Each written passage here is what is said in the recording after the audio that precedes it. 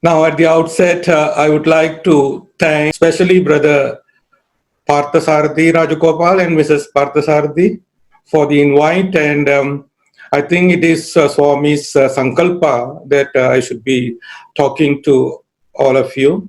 Whenever I say that I did this and I did that, please consider that it is from Swami. I am just an instrument. So please accept my prayerful appeal.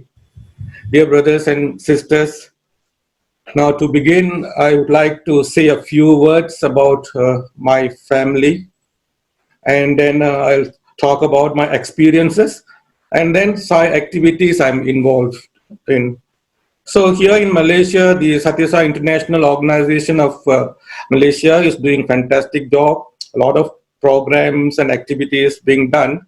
I'm not going to talk about those activities. I'm just going to talk about my experiences and personally where I was involved, where Swami has guided me to do some seva.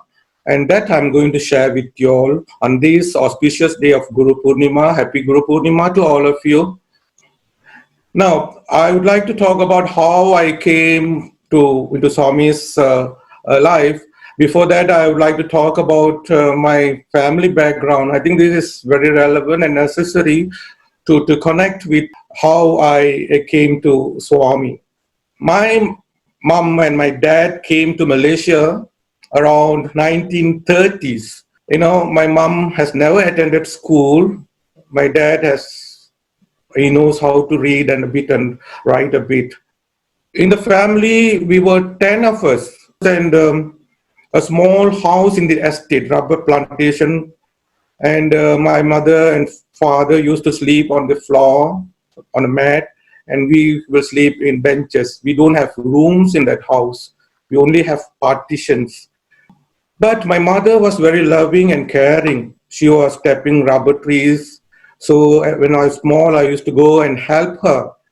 So whenever I go and help her, there are a number of trees allocated for tapping.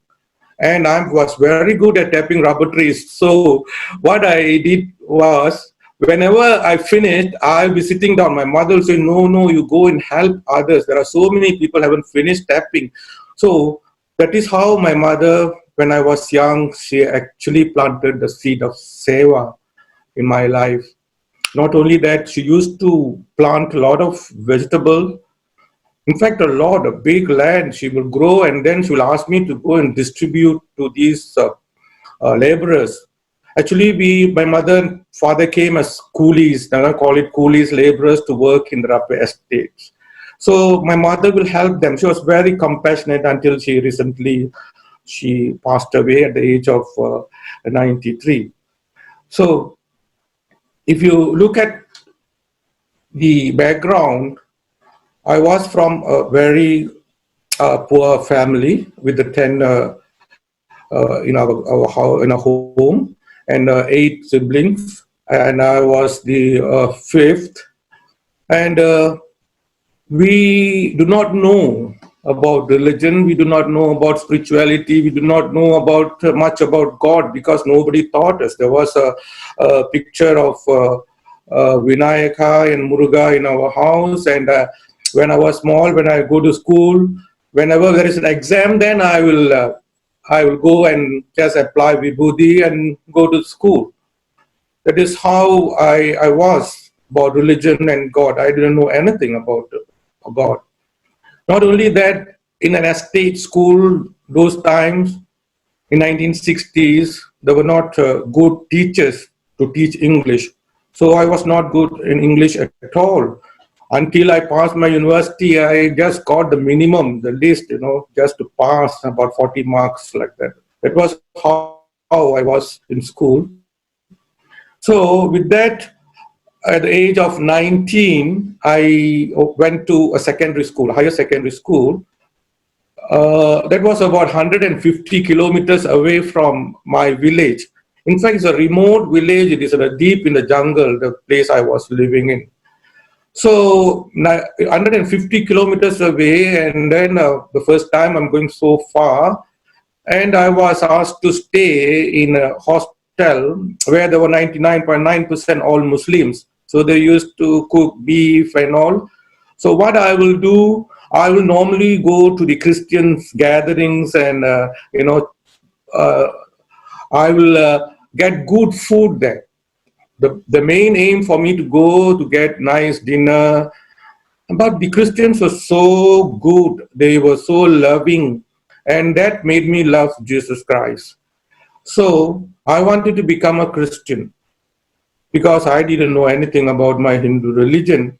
But I brought a small postcard size Murugan picture with me, and I kept it under my pillow when I was in the hostel. That was when I was 19 years old. It was 1973, 73, 74. So when I decided to become a Christian, I tore this Murugan picture to pieces and threw it in the dustbin. When I did that, then suddenly something happened in me. There was, something shattered. Something made me feel that am I doing the right thing? Sometimes I felt that I'm betraying my own religion or nervous, scared. Then I dropped the idea of becoming a Christian, and then I completely forgot about God's spirituality and everything. In fact, that really made me not to study my subjects very well. Then I felt that I'm betraying my parents, and all these things happened at that particular time when I was 19. Then somehow or other I passed my exams, and I didn't do well. I didn't do well, and I entered teachers training college in Penang. Then suddenly the same fear, the same nervousness, and my whole body was trembling. Started asking, who is God? Who is true God? They all are telling that Jesus is the only way, is the light, and is the savior. If other gods are false, am I praying to the right God? And all these things came into my mind. So I was really shaken up. At the young age, I was so scared that I'm doing a wrong thing. Then I went one day to Penang city. With that feeling, I was roaming around the city. Suddenly, I came to a place where there was some songs going on. It was from the tape recorder. Govinda Hare, Gopala Hare, and so on. So I thought, oh, this is a temple. Then I realized it was Kunch Bihari temple, a Krishna temple in Penang. I went and sat down. There were only few of them. They on tape recorder, and the song was going on. And somebody was singing, and they followed. Govinda Krishna Jai, Gopala Krishna Jai, Gopala Bala Bala Radha Krishna Jai. No, I was thinking, what song is all this? And then I sat there for a few minutes, and then I saw one photograph, and all line up, about 9 or 10 photographs, and the middle was one man with the Afro style hair and that a crown of hair. And I just left, thinking that I have to go back home because it's too late. I'd catch a bus. So in the bus, while I was traveling, the songs were going on in my mind. It was going on and on and on. Govinda Krishna Jai, Gopala Krishna Jai. I went back to the room, but I couldn't sleep the whole night. The next day, being Sunday, I thought I better go out and and then relax myself. And then I went back again to this Penang city from my home, my room. In fact, a small room I rented when I was in college, in teachers training college. Then I was walking and I saw a bookstall and a book with this same Afro hair man. And so I thought, who is this guy? I saw him yesterday in the temple, this photo. Then I went and bought the book. It was very cheap. The title was Sai Baba, Man of Miracles. So I was thinking, I better buy and read. I just wanted to know who is this person. So I took the book and went back to the room. It was around 5:30 in the evening. So I started reading. When I was reading about 3 pages, I knew that the person, Sai Baba, is actually God who has incarnated, who has come in human form. And that thought was so intense and so impactful. It was there, and I was crying and crying and crying. So then I asked, if you are really God, if you are really God, please give me a sign, because I do not know anything about religion. I want to know who really God is. Then I feel my body is now actually shaking. Then there was a light. There was a light on the ceiling, around the ceiling, a big ball of light. From that light, stars, big and small, very fast flowing stars came and hit on my head continuously. I didn't know how long it was. Some were small, some were big stars, all silver color, beautiful. That in fact the whole area was like orange color.